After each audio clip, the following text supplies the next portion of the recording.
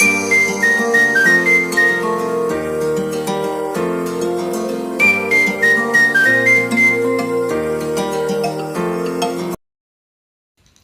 Friends, welcome back to my channel Secret vlogger.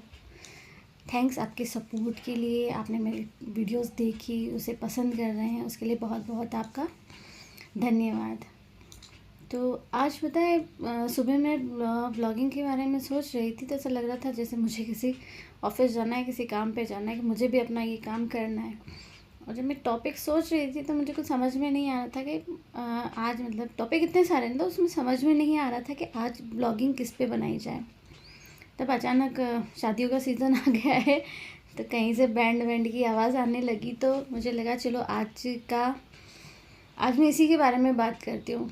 जो experience मुझे है या जो चीज़ें मैंने देखी हैं, सुनी है, समझी है, उसके लिए मुझे नहीं पता आप इस बारे में क्या सोचते हैं, पर जो मुझे सही लगा। तो अभी शादियों का सीज़न चल रहा है तो मुझे लगा क्यों ना मैं ये बात शेयर करूं आप लोगों से। जब एक लड़की की शादी होती है ना तो उसके पापा बहुत मुश्किल से उसका अरेंज कर पाते हैं। बहुत पैसे वालों की तो कोई दिक्कत नहीं है, वो तो कैसे भी करके अरेंज कर लेते हैं। उनको अरेंज करने में कोई ना ज़्यादा मेहनत लगती है, कुछ भी इजीली, क्योंकि पैसा फेंको तमाशा देखो वो वाली बात है। पर जो एक मिडिल क्लास फैमिली होती है ना, उसको अपनी बेटी की शादी करवाने में, खासकर ये जो घूंघट वाली बेटियां होती है या जो ये, उनमें तो भैया बहुत टेढ़ी खीर है शादी करवाना। तो उनमें क्या होता है ना, बहुत मुश्किल से एक बाप अपनी बेटी की शादी का अरेंजमेंट कर पाता है, क्योंकि लड़के वालों की बहुत सारी डिमांड्स होती है, ऐसा वैसा, ये देना पड़ेगा, वो करना पड़ेगा, बारातियों का स्वागत ऐसा करना पड़ेगा। तो उसमें तो एक लड़की कुछ हेल्प नहीं कर सकती।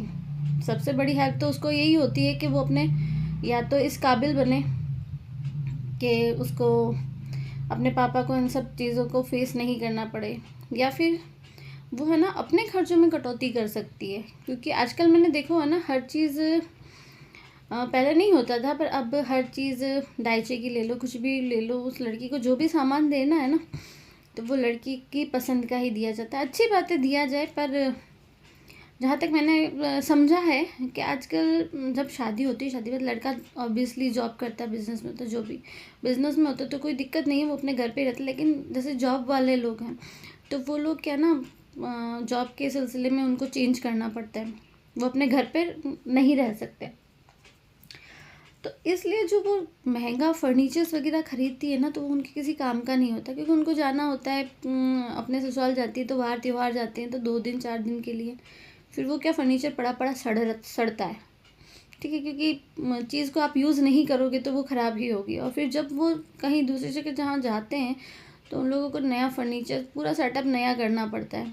ठीक है, क्योंकि और ज़्यादा महंगा लेने से मतलब नहीं, क्योंकि आप जब जॉब चेंज करके जाते हो, या तो बहुत बार ये इधर उधर सामान ले जाने में, उन चीज़ों को खोलना करना, फर्नीचर्स को, तो उनका क्या ना, वो थोड़े कमज़ोर हो जाते हैं, है ना। या फिर आप जहाँ से भी न्यू जगह शिफ्ट करते हो, तो अगर आप कोई सस्ता फर्नीचर खरीदते हो तो आपको सेल आउट करने में उसको प्रॉब्लम नहीं होती। आपने ठीक है बेचा, अपना दूसरी जगह गए, नया खरीदा। और यही आप अगर महंगा खरीद लेते हो ना, तो उसमें काफ़ी दिक्कत आती है। तो मेरी तो लड़कियों को यही है कि अगर तुम्हारे पापा इतना अच्छे हैं कि तुमसे पूछ के हर काम कर रहे हैं तुम्हारी शादी का, तो तुम भी अपना थोड़ा, आप लोग मतलब थोड़ा आप भी अच्छे बनिए। आप अपने ससुराल वालों की डिमांड्स में तो कोई कटौती कर नहीं सकती, अच्छी शादी वगैरह में कोई कटौती नहीं कर सकती, लेकिन हाँ आप अपने खर्चों में कर सकती हैं। ठीक है ना, आप जितना भी करोगी उनको तो बेचारों को हेल्प ही मिलेगी। और ससुराल वालों का भी यही है कि भैया आप इतना महंगा ना ही मांगें कुछ, कि एक बेटी के बाप को पसीना आ जाए देने में। क्योंकि अगर एक बेटी का बाप अगर रो के शादी का खर्चा करता है ना, तो उसकी बेटी कभी भी आपके घर में अपने मन से नहीं आती।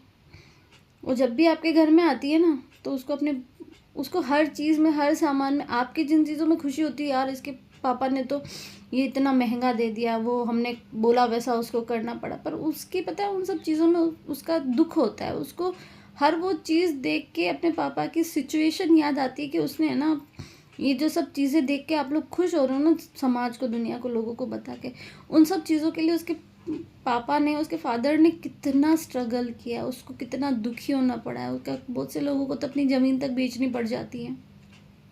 बहुत से लोग मतलब क्या कुछ नहीं करते। और जो हमारा समाज है ना, उसमें तो बहुत ज़्यादा ये सब चीज़ें चलती हैं। तो प्लीज़ आप लोग इन सब चीज़ों को सपोर्ट मत कीजिए। आप घर में बहू लाइए, सामान मत लाइए, क्योंकि जो आप सामान लाते हो ना महंगा, तो आपके घर में वो बहू भी एक सामान ही होती है। वो उन जैसे फर्नीचर हमारे साथ मन से कनेक्ट नहीं कर पाता ना, वैसे वो बहू भी नहीं कर पाती। उसको हर चीज़ में अपने वही तकलीफ़ें नज़र आती है जो उसके फादर ने फेस की होती है। उनके घर में जो स्ट्रगल उसकी शादी के टाइम पे चल रहा होता है ना, तो वो एक लड़की ही समझ सकती है। वो ही जानती है कि वो मतलब किस दौर से उस टाइम उसको उसकी शादी की खुशी नहीं होने देते आप, कि हाँ चलो वो किसी नए फैमिली में जा रहे हैं। उसको बिल्कुल एक्साइटमेंट नहीं होता। पता है उसके दिमाग में क्या टेंशन होती है? अरे अब मेरे पापा ये सब कैसे अरेंज करेंगे? अब आज उन्होंने ये डिमांड रख ली, कल उन्होंने ये डिमांड रख ली, ये सब मेरे पापा कैसे करेंगे? क्योंकि जो बेटियों का कनेक्शन होता है ना अपने पापा से, वो बहुत ज़्यादा होता है। अपनी बेटियां है ना अपने पापा की तकलीफ़ नहीं देख सकती। तो प्लीज़ किसी की भी बेटी को अपने घर में लाएं तो उसका मन दुखा के मत लाएं, उसको खुश करके लाएं। उसको लगना चाहिए मेरे ससुराल वाले कितने अच्छे, जो मेरे पापा की रेस्पेक्ट करें, मेरे पापा की इज्जत करने के लिए उन्होंने मतलब कितना कुछ, मतलब आप लोग समझ सकते हैं।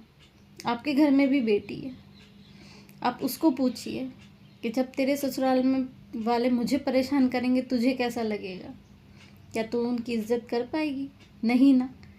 तो बस आज के लिए इतना ही।